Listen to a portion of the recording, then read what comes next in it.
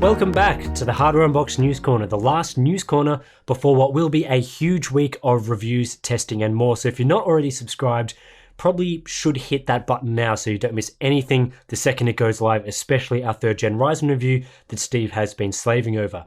Anyway, still some interesting news to get through in the meantime. The major story to emerge, well, I guess right now, is that AMD have cut the prices of their upcoming Navi GPUs. Yep, that's right. One day before these cards officially hit the market, AMD has dropped pricing to levels they feel are going to be more competitive.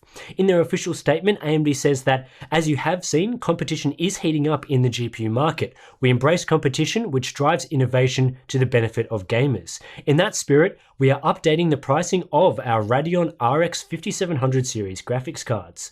The new pricing sees the Radeon RX 5700 XT priced at $399 US, down from $449, while the Radeon RX 5700 is now priced at $349 USD, down from $379.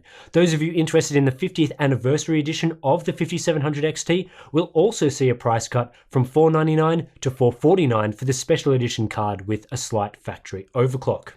This does seem like a response to Nvidia's new supercards, in particular the GeForce RTX 2070 Super and RTX 2060 Super, which occupy slightly higher price points of $499 and $399 respectively. AMD's initial information from the product unveiling has focused on comparing the RX 5700 series to the older non-super GPUs, but with new GPUs on the market, AMD needs to tweak things up a bit. Unfortunately, it's annoying that we can't talk about performance for Navi just yet, because we really can't tell you whether these price cuts take AMD from an uncompetitive position to competitive, or whether it makes them even more competitive, or whether the price cuts still aren't enough. For that, you'll have to wait until our review goes live in the next few days, and yeah, I think it's going to be a really interesting story.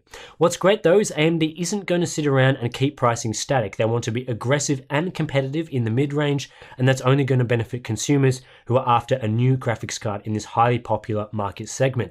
Definitely exciting times ahead, and it's great to see some competition here to sort of avoid that whole price fixing scenario. I think some YouTube creators at the moment are going on about the situation of price fixing in the GPU market, but with this sort of competition happening and these sort of price cuts, I don't think that's going to be a big issue for much longer. In other news, a power outage at a Japanese NAND factory operated by Toshiba Memory and Western Digital suffered an unexpected power outage which had huge implications for the factory's NAND output. The 13-minute power outage on June 15 impacted not only wafers, but the production machinery in the factory, which has meant that as of today, the factory's production is partially halted and won't resume until mid-July. Western Digital states that the power outage impacted 6 exabytes of NAND production, with 1 exabyte of course being 1 million terabytes, so an absolutely massive impact to output, potentially around half of the NAND the factory would produce within the quarter. Toshiba doesn't state how much of an impact was made to their NAND production, but if that is taken into account, the overall impact could be higher than just 6 exabytes. This level of outage will have wide implications for the NAND market. It will no doubt have financial implications for Toshiba and Western Digital, not just from the lost NAND output, but also from clients losing confidence. Considering that this enormous factory alone produces a significant amount of the world's NAND, this will impact NAND pricing in the short term, at least later this year when contract pricing is adjusted. It's an interesting time ahead for the NAND market, given pricing right now is basically at an all-time low.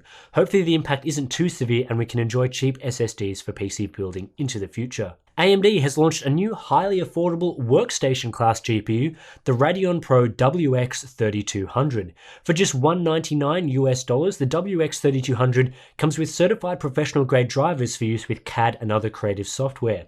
And with a single slot low profile design, it should be an easy addition to a wide variety of workstation form factors. The GPU itself is Polaris based with 640 stream processors, so nothing to get excited about. The desktop consumer GPU equivalent is around the RX 550 mark, providing 1.66 teraflops of performance. The WX 3200 also provides 4GB of GDDR5 memory, and in great news for workstation users, there's 4 mini DisplayPort outputs, each capable of driving a 4K display.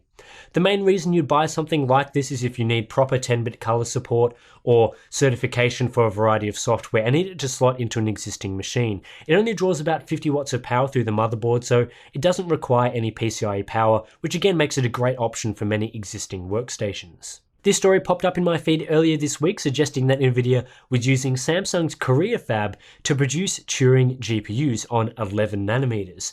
The reasoning behind this was that new super GPUs have Korea marked on them, but as the updated article points out, Nvidia merely packages some of their GPUs in Korea. It's not an indication that they were made at an entirely different fab on a different node, so a bit of fake news on that story. AMD has launched a new bundle that encompasses a significant portion of their lineup. The bundle isn't for a specific game, rather it's for Microsoft's Xbox Game Pass, which recently launched on PC and provides access to a number of exclusive and third-party titles for a monthly subscription fee. With this bundle, AMD is offering 3 months of Xbox Game Pass for free, allowing you to play games like Forza Horizon 4 and Gears 5 when it launches later this year. The hardware included in this deal is, well, it's pretty much everything. On the GPU side, if you purchase a Radeon RX 560 or above, you will be eligible, and this includes Vega cards, Radeon 7, and the upcoming RX 5700 series. And then it's also available for those that buy a Ryzen 5 2400G CPU or above, including Ryzen 5, 7, and 9 in the 3000 series, so Zen 2 parts are included. However, vouchers can't be stacked, so you don't get 6 months for free if you purchase a CPU and a GPU, for example. The bundle is running from now until March 10, 2020, so a pretty long bundle here. Alternatively, it will end when AMD runs out of vouchers, but given this seems to be part of their long-running partnership with Microsoft, I doubt that will happen anytime soon. It's also a neat way to draw attention to the Xbox Game Pass for PC, which itself is a pretty good deal if you can get around using the Microsoft Store. This week's monitor news is focused on AOC. They've recently announced a new professional-grade 4K monitor that's also quite affordable in the U2790PQU. It's a 27-inch 4K IPS panel with 5 millisecond response times, 10-bit color support, not clear if it's a true 10-bit panel though, and wide color gamut, although the specific gamut hasn't been specified. The cool thing here is it will be available in July for just £300 which for those in the US will be under $350. A great deal for a 4K panel with those sort of specs.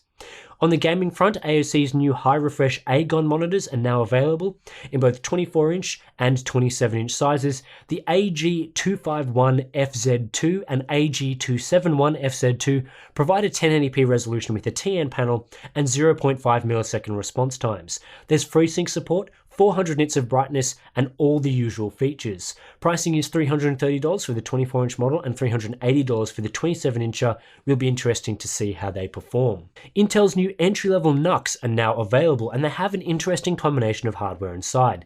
The compact systems, with a rather terrible product name of Intel NUC 8 Mainstream G, include an Intel quad-core Whiskey Lake CPU alongside an AMD Radeon 540X GPU with 8GB of soldered RAM. Storage options vary depending on the configuration, with bare-bones models available.